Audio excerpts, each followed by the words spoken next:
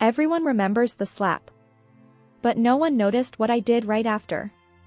My name is Elena Marsh, and in the middle of that crowded party, with eyes staring and whispers spreading, my sister raised her hand and humiliated me like I was nothing. What they didn't see was that I didn't react. I didn't scream. I didn't defend myself. I just looked at her and made a decision that would change everything. Because that night, while they were laughing at me, thinking I had finally been put in my place, I was already taking theirs away. So before I tell you what really happened next, I need to ask you something real. Have you ever been disrespected so badly that staying quiet felt like the only way to survive? If you have, just comment "I know" below. No explanations needed. And if you want to see what happens when silence turns into something far more dangerous, make sure you're subscribed. Because this story? It's not about the slap. It's about everything that came after. I used to believe that love sounded like gratitude. My name is Elena Marsh, I'm 32, and on paper, I built a life most people would envy. A successful financial consulting firm, stable investments, a reputation for precision and control. But none of that ever mattered to me as much as one thing, my family. Or at least, the idea of them. Every Sunday, I'd walk into that house, their house, carrying groceries, fixing bills, solving problems no one even noticed existed. My mother, Diane, would barely look up from her phone. My father, Richard, would nod like I was a guest. And my older sister, Vanessa, she would complain about everything. Still, I stayed. I paid for repairs, covered debts, even funded Vanessa's boutique when it was just a reckless dream with no plan behind it. I told myself that one day, they'd see me. That one day, I wouldn't feel like an outsider in the very place I built. Because the truth? That house, every wall, every light, every piece of comfort they enjoyed, it all existed because of me. And they had no idea. But maybe the real question wasn't why they didn't know. It was why I made sure they never found out. Vanessa never had to earn anything. That was the unspoken rule in our family. At 34, she lived like the world owed her applause. Designer bags she couldn't afford, dinners she never paid for, risks she never calculated. And somehow, she was still the favorite. My mother, Diane, treated her like something fragile and brilliant. My father, Richard, excused everything with silence. And me? I was the reliable one. The invisible one. When Vanessa decided to open her boutique, everyone called it her dream. I called it what it was, a liability. No business plan, no structure, no discipline. But I funded it anyway. Quietly. Legally. Completely. I created the contracts. I structured the ownership. I built protections into every layer of that business, protections no one bothered to read. Vanessa never asked where the money came from. She just spent it. Fast. And when the boutique started bringing in real revenue, she didn't thank me. She didn't acknowledge me. She acted like she built it herself. That's when I started noticing something else. Money was disappearing. At first, it was small. Easy to ignore. Easy to excuse. But I don't ignore patterns. And Vanessa was becoming one. The question wasn't if she was taking more than she should. It was how much she thought she could get away with.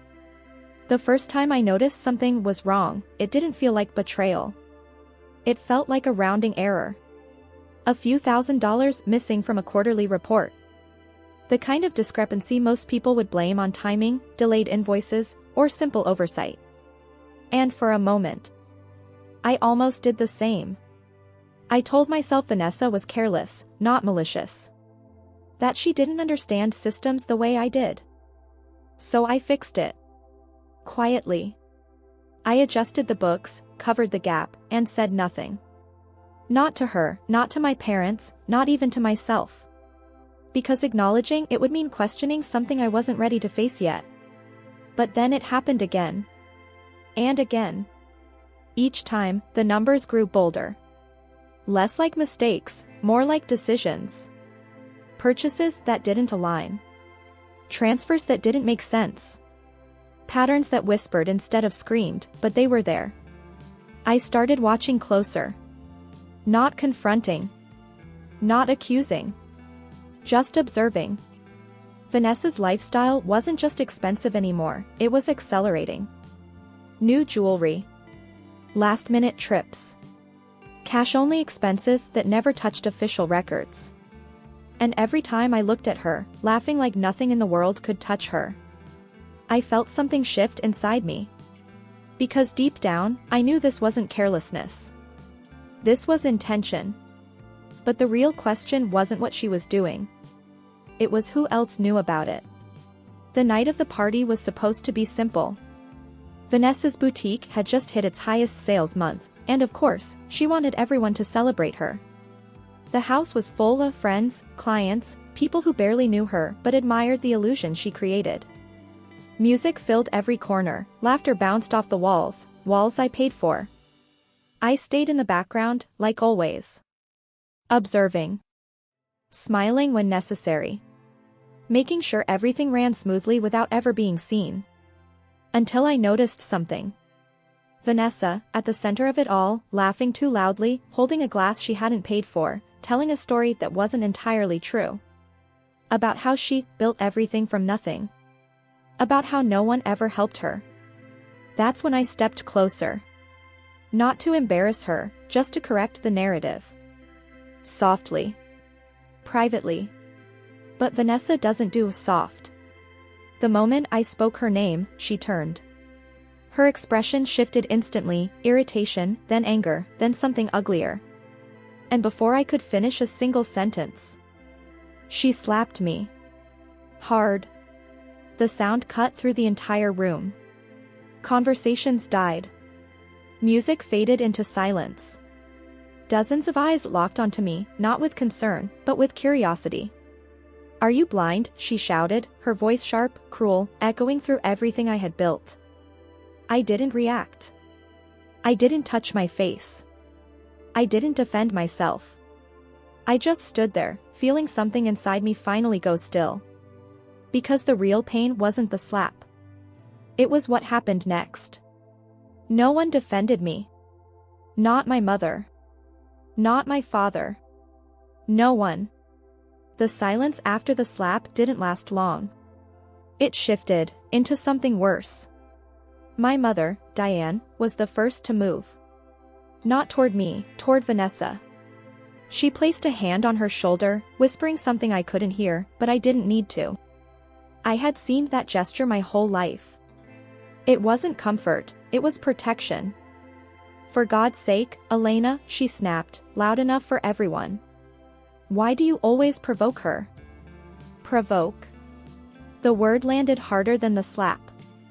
I looked at my father, Richard, hoping, just once, he'd interrupt, question it, defend me.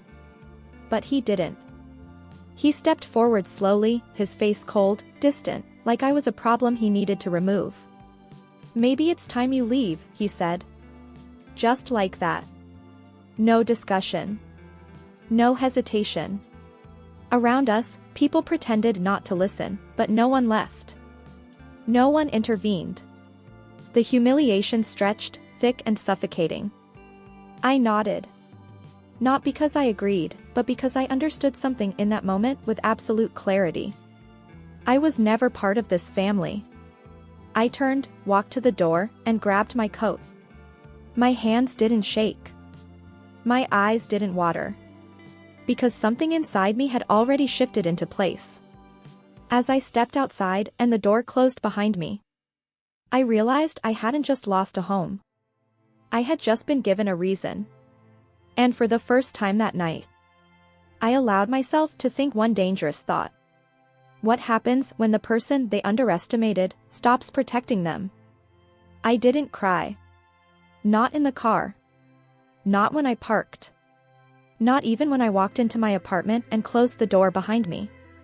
The silence there was different, not suffocating like the one I left behind, but controlled, chosen.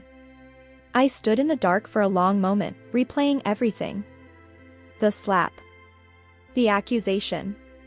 The way my father looked at me like I didn't belong. And yet, none of it felt chaotic anymore.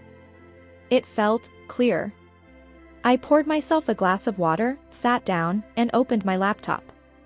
Not out of panic. Not out of anger. Out of instinct. The same instinct that built everything they were now standing on.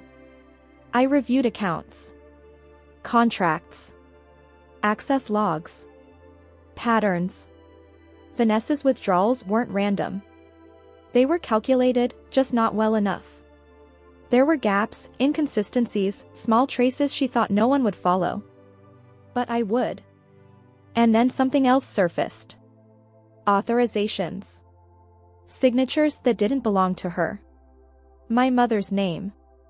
Diane, appearing where it shouldn't. I leaned back slowly, letting the weight of that settle. This wasn't just Vanessa anymore. This was coordinated.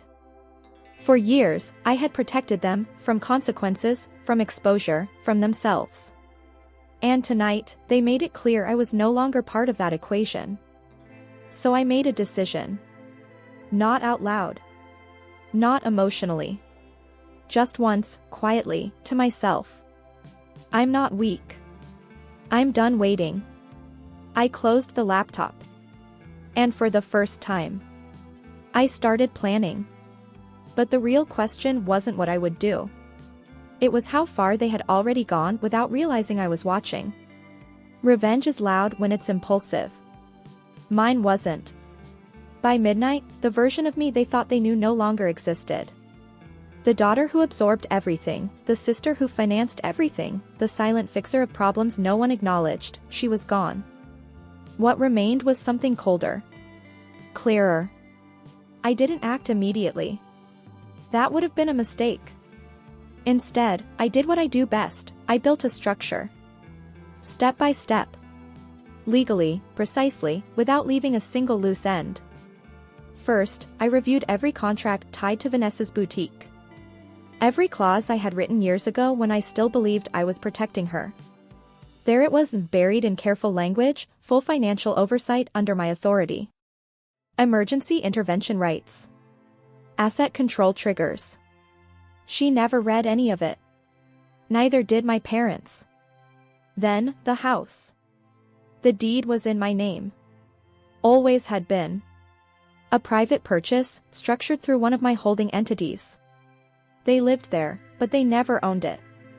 I confirmed everything. Documentation. Access. Authority. No assumptions. Only facts. Because this wasn't about anger anymore. It was about timing. I picked up my phone, scrolled to one contact, and paused. Not out of doubt, but because I understood exactly what that call would start. Once I moved forward, there would be no undoing it. No more protecting them. No more silence. I pressed dial. And as the line rang, one thought settled in completely. They thought they had already taken everything from me. But they had no idea what I was about to take back. The next morning, I woke early, but I didn't move immediately. From the quiet of my apartment, I watched the house where Vanessa and my parents still slept, unaware that their world was about to shift. I felt the tension in my chest, not from anger, but from anticipation, the calm before the storm. I knew exactly what I was doing, and yet I let them believe they had already won. I didn't make a scene. I didn't send warnings. I simply started activating the mechanisms I had built over years: contracts, accounts, legal clauses, every action precise, silent, irreversible. Vanessa thought she could spend, gamble, and lie without consequences. Diane thought she could cover it up. Richard thought he could stay passive. They were all wrong. Sitting there, I sipped my coffee and listened to the city waking up. Each sound reminded me, patience is a weapon. Timing is a strategy. Rage is wasted energy, observation is power. I replayed the party in my mind of Vanessa's slap, the laughter, my parents' betrayal, and felt no bitterness. Just focus. It would be too easy to rush, to strike before the right moment. But the truth is, real power doesn't announce itself. It waits. It watches. It calculates every move the other side makes. And as I finally stood, ready to begin, one thought anchored itself in my mind. They think they control everything. They have no idea. I spent the day studying them without ever stepping into their world. Vanessa moved through her boutique with the same reckless confidence, oblivious to the fact that I was already dismantling everything she relied on. Each transaction, each withdrawal, each careless signature. I catalogued silently, like a predator observing prey. Her arrogance was delicious in its precision. It revealed patterns, habits, predictable mistakes. Diane hovered behind her, checking on schedules, approving documents, smiling at Vanessa's lies. I noted every gesture, the subtle nods, the micro-expressions of guilt masked by feigned calm. She thought her complicity was hidden. It wasn't. It never had been. Richard remained distant, as always. Cold, omissive, convinced that his silence protected him. But I could see the cracks in his posture, the way he flinched at my name whispered by Vanessa in a boastful tone. They were all predictable, all human, all flawed. By nightfall, I had a mental map of their vulnerabilities. Every lie they told, every assumption they made, every overreach in their spending, it was a thread I could pull.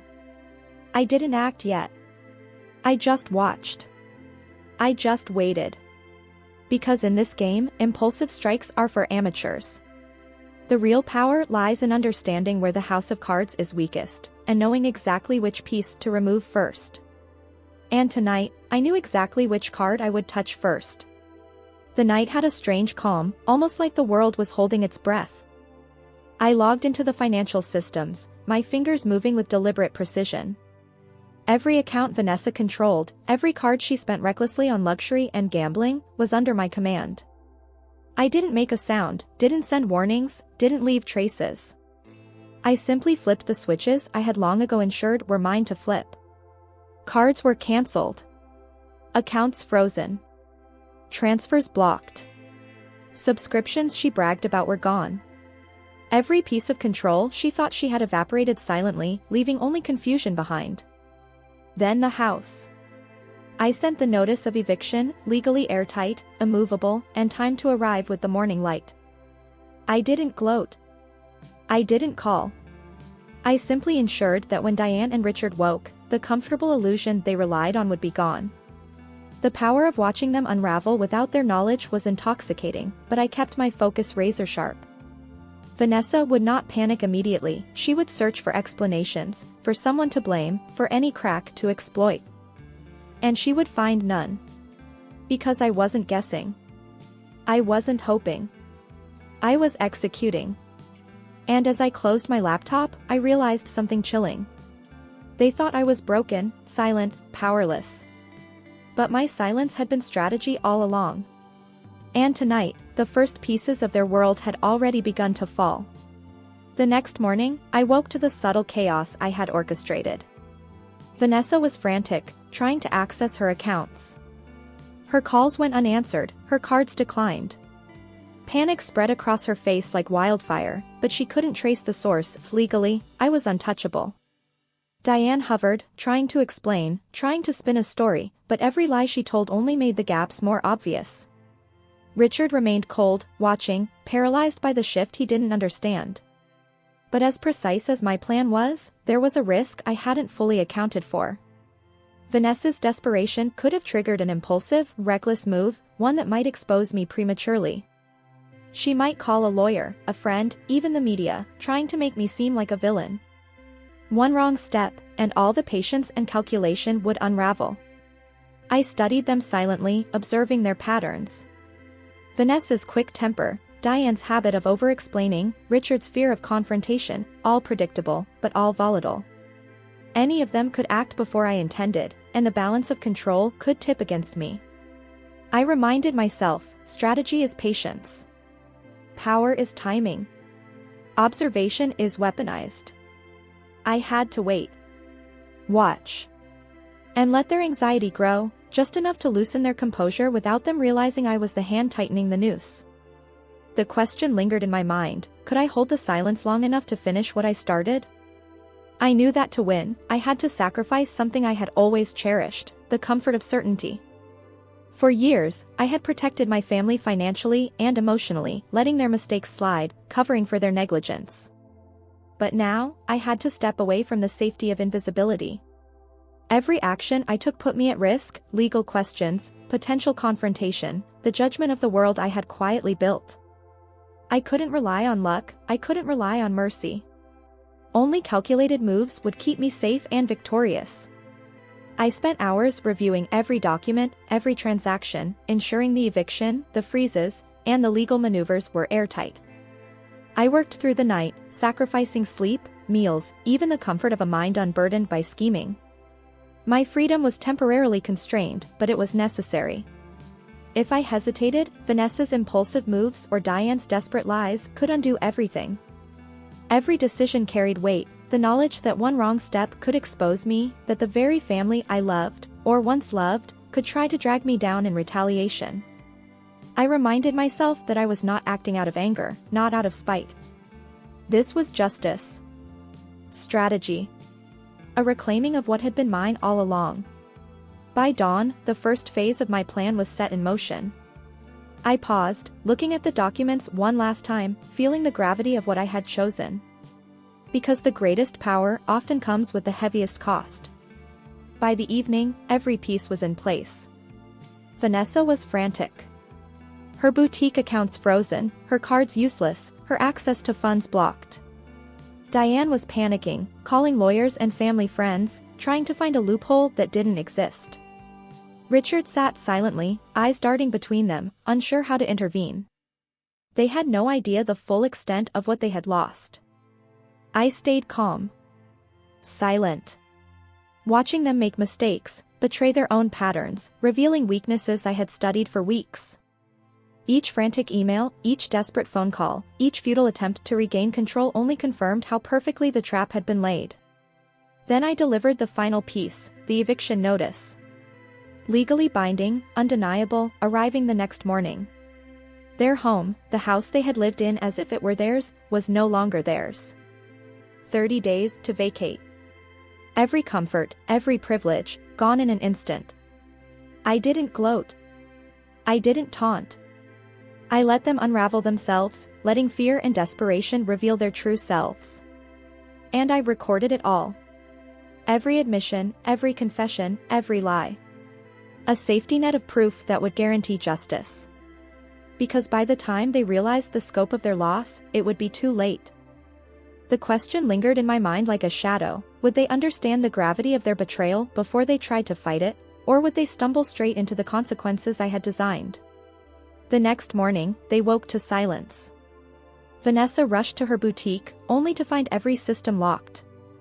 Her cards declined, her transfers blocked, and her accounts frozen. Panic erupted instantly. Diane tried to intervene, stammering excuses, but I had anticipated every move. Every lie she told only revealed how complicit she had been. Richard, pale and silent, realized the house wasn't just inconveniently quiet, it was gone, legally removed from their control. I arrived at the boutique hours later. Calm, composed, unshaken. Vanessa froze when she saw me. "Everything you've built on my money is gone," I said softly. No shouting, no emotion, just fact. I handed Diane and Vanessa the documents, recordings, and legal proof of every misappropriation, every lie, every signature that betrayed me. Vanessa's face turned from disbelief to fury. Diane's composure cracked. Richard finally looked at me, shock overtaking his usual cold detachment. "I gave you everything," I said, letting the words hang. "And you stole it from me. Every last cent, every ounce of trust. You had a choice. You made yours." They tried to speak, to argue, to manipulate, but all I saw were the cracks I had been waiting for. They had no power left. Every defense, every excuse, shattered by evidence they could not deny. And in that moment, I realized this wasn't revenge. This was justice. The aftermath was quiet, but it carried a weight louder than any shout. Vanessa tried to run, tried to move funds, tried to convince herself the law could be fooled. She couldn't. The recordings, the contracts, the signatures, every move she made, every lie she told, was meticulously documented. Within weeks, the authorities had her. The luxury she chased, the debts she ignored, the dangerous debts she hid from everyone, it all collapsed around her. She was arrested, facing more than a decade in prison. Her freedom, like the money she stole, vanished. Diane and Richard were left with nothing. The house they never owned was sold at a profit, and with the sale, I severed ties completely. They moved into a small, rented apartment, their social status gone, their authority over me evaporated. Every day became a quiet reminder of how far their favoritism and greed had carried them, and how carefully I had dismantled it. As for me, I finally exhaled. I used the profits to establish a foundation, helping women like me, intelligent, underestimated, quietly powerful, take control of their own lives. I traveled, invested, and built security that no betrayal could touch. I felt light, free, untethered from the weight of obligation I had carried for decades. The truth I learned is simple: injustice is loud. But revenge, true, intelligent, patient revenge, whispers. It waits. It calculates. And when it strikes, it leaves nothing but clarity in its wake. I didn't just reclaim what was mine. I reclaimed myself. And for the first time, I didn't have to watch my back. They thought they had defeated me. But I had already won. If this story kept you on the edge of your seat, make sure to hit that like button. It really helps me bring more stories like this to you. I want to hear from you. Have you ever been betrayed by someone you trusted? Share your experience in the comments below. Even just a word or a sentence, your story matters. And don't forget to subscribe and turn on notifications, so you never miss a story about someone who quietly takes control and changes everything.